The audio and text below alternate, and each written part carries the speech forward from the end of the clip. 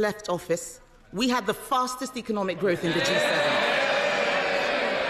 But what is the government doing for growth now? It's destroying it.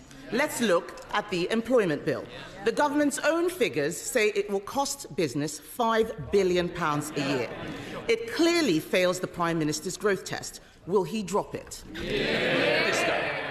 Mr. Speaker, I think the proposition they left a golden inheritance was tested on the 4th of July, which is why they're standing there. But she asked what we're doing. The ONS say we've got the highest investment for 19 years.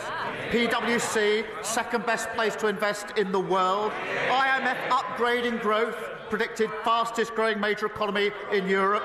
Wages up, inflation down. Mr. Speaker, there's more to do. We're reforming planning and regulation, building the new homes that we need, supporting a third runway at Heathrow. And as she admitted to the CBI in November, there's no point me just complaining about Labour, she said. It's obvious that we Conservatives lost the confidence of business. We're not taking lectures from them. Mr. Speaker, he doesn't want to talk about the employment bill because he doesn't know about it. Last week, he misled the House. He was not on top of his own education bill, listening to sorry. We can't accuse the Prime Minister of misleading the House. No. But he can't do it. I'm sure there's words that you would prefer to use.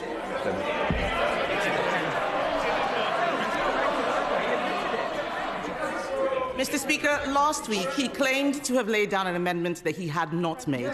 He doesn't know what is going on in here or out there. Last week, I spoke to a woman running a business in Exeter. She is terrified of taking on new staff. She is struggling to keep her head above water, dreading what this government will do next. She's not alone.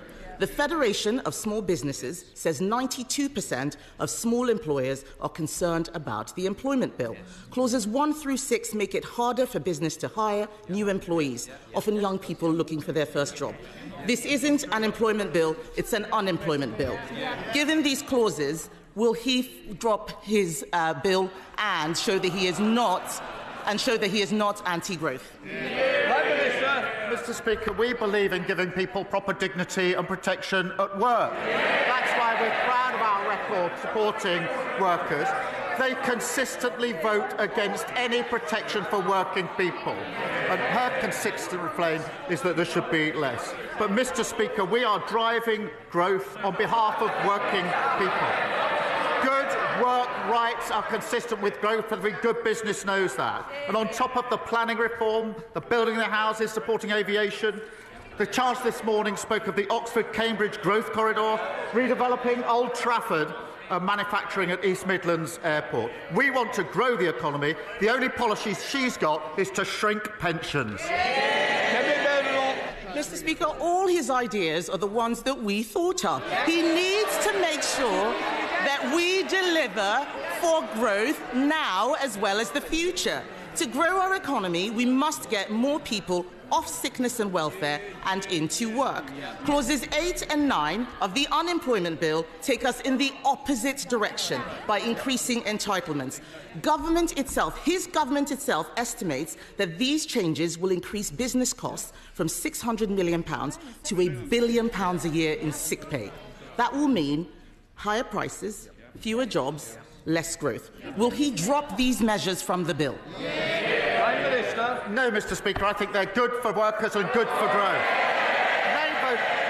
This is the same argument they made against the minimum wage and every protection for workers. And she says they're their ideas. Well, Mr. Speaker, she says she's in support of a third runway at Heathrow. Her shadow transport secretary says that it would be calamitous.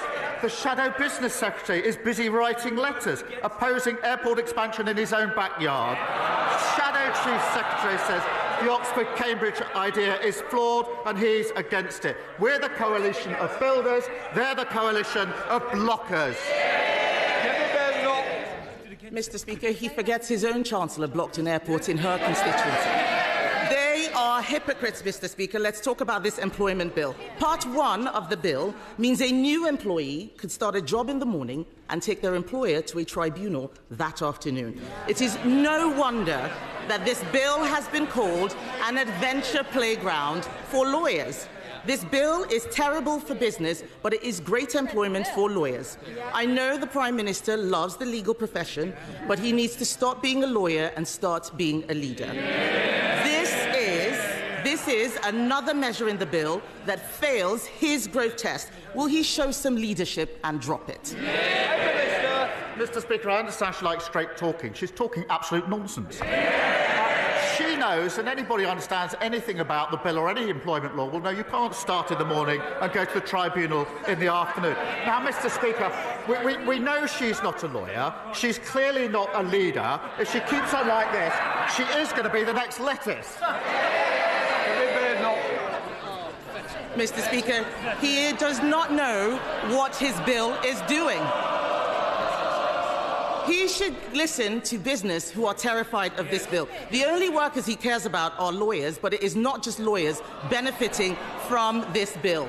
Who else benefits? It's not taxpayers. They will be paying for even more welfare. It's not young workers. They won't get their first break.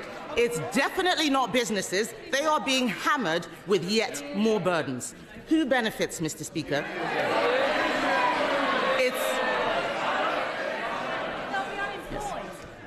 Who benefits? It's the trade unions.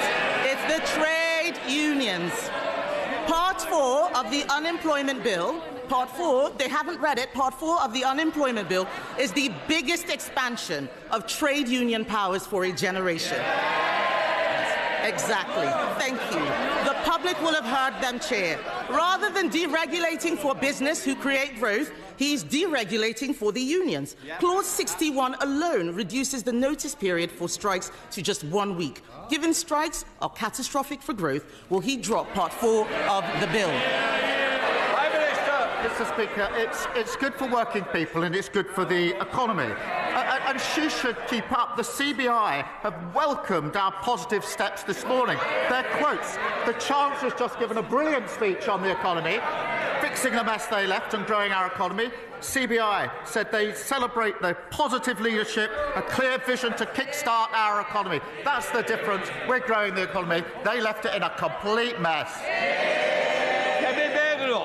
Mr. Speaker, the arrogance of the Prime Minister is that he thinks that it's his government that creates growth. He's wrong. It is business that creates growth. Our economy is built by entrepreneurs, risk takers, and the hard graft of working people. They know that you can't tax your way to growth. You can't borrow your way to growth. You can't legislate your way to growth. Other countries are serious about freeing business from red tape. President Trump is doing it in America. Argentina is taking a chainsaw to regulations. Even the EU is not going as far as this left-wing government. This bill will put us at the bottom of the pack. Add it to the jobs tax, the family business tax. It's no wonder wealth creators are fleeing Britain in droves. The Chancellor is desperately trying to save her reputation. She knows Labour have damaged growth. This bill manifestly fails the Prime Minister's own growth test. If he won't drop the unemployment bill, what is the point of his growth test?